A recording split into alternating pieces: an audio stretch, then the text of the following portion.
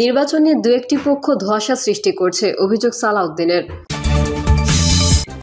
জানাবো, অশুভ শক্তি দমনে ব্যর্থ হলে দেশে ভয়াবহ অবস্থার সৃষ্টি হবে, বলছেন কামাল হোসেন। এদিকে পিয়ার ব্যতীত নাটকীয় নির্বাচন জনগণ প্রতিহত করবে, বলছেন ডক্টর হেলাল। জানিয়ে দিব, বিএনপি ছাড়া কিছু রাজনৈতিক দল চাইছে নির্বাচন পেছাতে, বলছেন রুমিন ফারহানা। জানাবো, সুইয়ের ছিদ্রে উট ঢোকানোর চেয়েও কঠিন হাসিনার রাজনীতিতে ফেরা। এবং সর্বশেষ জানাবো, জয় বাংলা স্লোগান দিয়ে হামলা করেছে জাপা। এতক্ষণ শুনছিলেন সংবাদ শিরোনাম, এবারে বিস্তারিত। তবে তার আগে অনুরোধ থাকবে আমাদের চ্যানেলটি সাবস্ক্রাইব করে বেল আইকনটি ক্লিক করুন। নির্বাচন নিয়ে দু একটি পক্ষ ধোঁয়াশা সৃষ্টি করছে, অভিযোগ সালাউদ্দিনের। জাতীয় সংসদ নির্বাচনকে দু একটি পক্ষ ধোঁয়াশা সৃষ্টি করছে বলে অভিযোগ করেছেন বিএনপির স্থায়ী কমিটির সদস্য সালাউদ্দিন আহমেদ।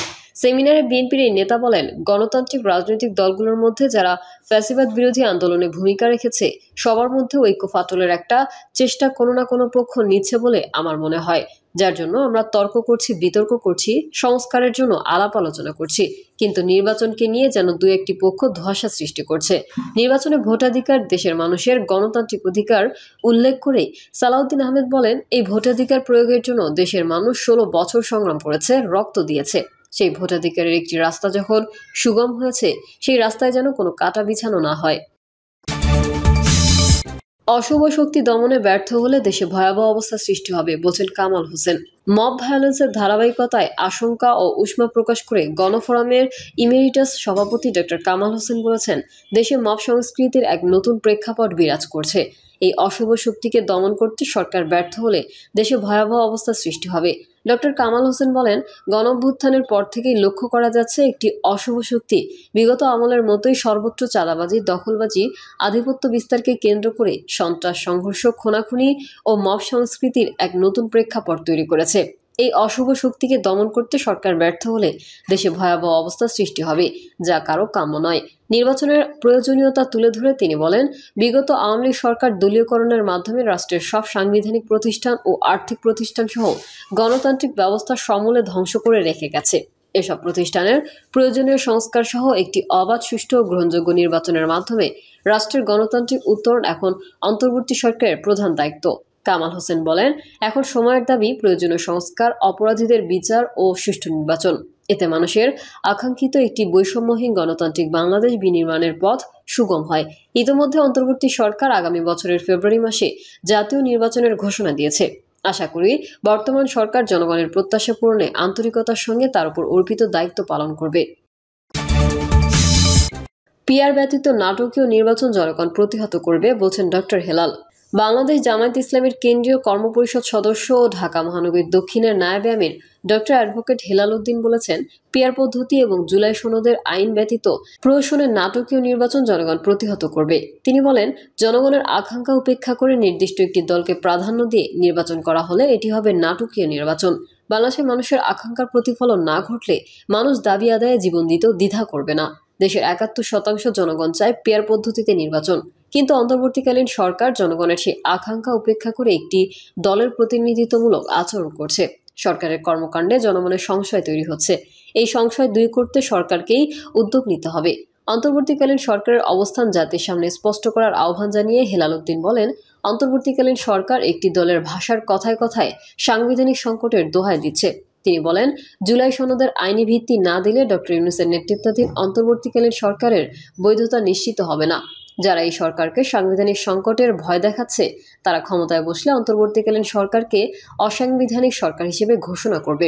হেলাল উদ্দিন বলেন, পিয়ার পদ্ধতিতে নির্বাচন ও জুলাই সনদের আইনি ভিত্তি জামায়াত ইসলামীর দলীয় দাবি নয়, এই দাবি গণমানুষের, যার প্রমাণ ইতোমধ্যে বিভিন্ন সংস্থার জরিপে উঠে এসেছে।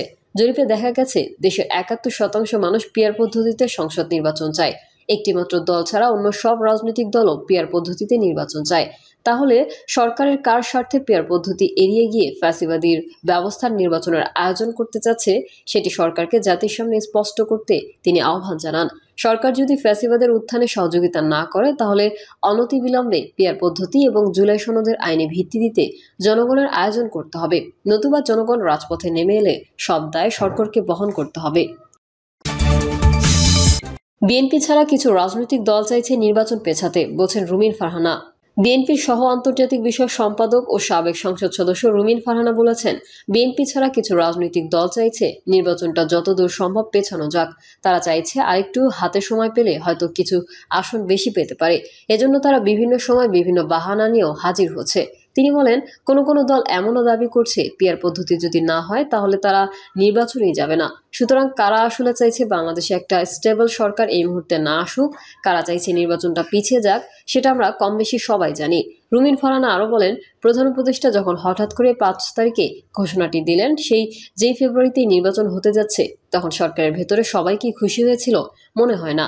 আরেকটি রাজনৈতিক দল বলছে নির্বাচন হওয়ার আগে অবশ্যই বিচার এবং সংস্কার শেষ করতে হবে। এখন বিচার বলতে আপনি কি এফআইআর দায়েরকে বোঝাচ্ছেন?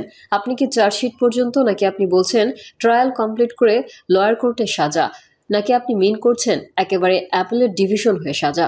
তিনি বলেন, নির্বাচনের আগে এই সরকার চাইলে প্রশাসনের সংস্কার করতে পারতেন, পুলিশের সংস্কার করতে পারতেন, জুডিশিয়ারিতে করতে পারতেন, অন্যান্য যে সাংবিধানিক প্রতিষ্ঠানগুলো আছে বা স্বায়ত্তশাসিত প্রতিষ্ঠানগুলো আছে সেগুলোতে করতে পারতেন সংস্কার।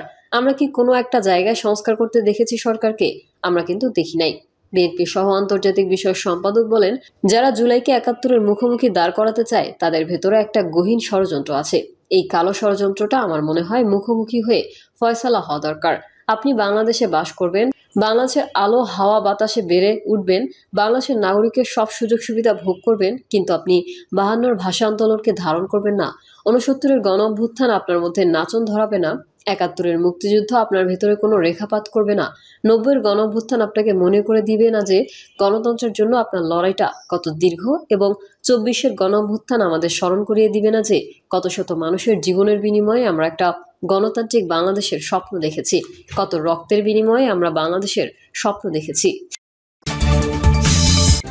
সুইয়েজ ছিদ্রে উট ঢোকানোর চেয়েও কঠিন হাসিনার রাজনীতিতে ফেরা।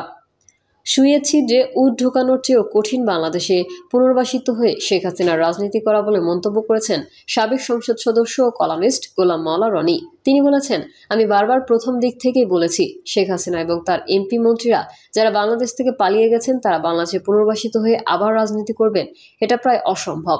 একটা সুইয়ের ছিদ্রের পেছন দিক থেকে যেমন উট ঢোকানো যতটা কঠিন, তার চেয়েও বেশি কঠিন হাসিনার রাজনীতিতে ফেরা। বাংলাদেশকে অস্থিতিশীল করে আওয়ামী লীগকে ক্ষমতায় ফেরানোর উদ্দেশ্যে শেখ হাসিনাকে ২৫০০ কোটি টাকা হস্তান্তর করেছে এবং আরও ২০০০ কোটি টাকা দেওয়ার আশ্বাস দিয়ে এসেছে এস আলম। সম্প্রতি এরকম একটি সংবাদ প্রচার করেছে একটি গণমাধ্যম।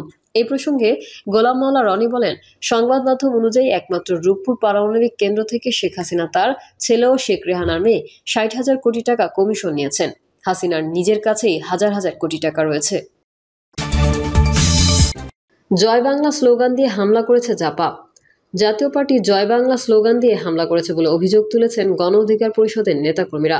রাজধানীর কাকরাইলে জাতীয় পার্টির কার্যালয়ের সামনে জাতীয় পার্টি ও গণ অধিকার পরিষদের নেতাকর্মীদের মধ্যে ধাওয়া পাল্টা ধাওয়ার পর এই অভিযোগ তোলেন তারা বলেন, অনতিবিলম্বে গণহত্যার দায়ে জাতীয় পার্টিকে নিষিদ্ধ করতে হবে, পাশাপাশি তাদের বিচারের মুখোমুখি করতে হবে। যদি বিচার না করা হয় তাহলে ছাত্র শ্রমিক জনতা তাদের বিচার করবে। এর আগে দুই পক্ষের ধাওয়া পাল্টা ধাওয়ার সময় ইটপাটকেল নিক্ষেপের ঘটনা ঘটে। এই ঘটনার পরপরই ঘটনাস্থলে সেনাবাহিনী, পুলিশ সহ আইনশৃঙ্খলা বাহিনীর বিপুল সংখ্যক সদস্য মোতায়েন করা হয়। বিষয়টি নিশ্চিত করেন রমনা থানার পরিদর্শক আতিকুল আলম খন্দকার। তিনি বলেন, সন্ধ্যা ৬:৩০টার দিকে দুপক্ষের মধ্যে ধাওয়া ইটপাটকেল নিক্ষেপের ঘটনা ঘটে। আমরা ঘটনাস্থলে আছি। জাপান নেতাকর্মীরা অভিযোগ করেন, গণ অধিকার পরিষদের নেতাকর্মীরা মিছিল নিয়ে এসে তাদের উপর হামলা করেছে।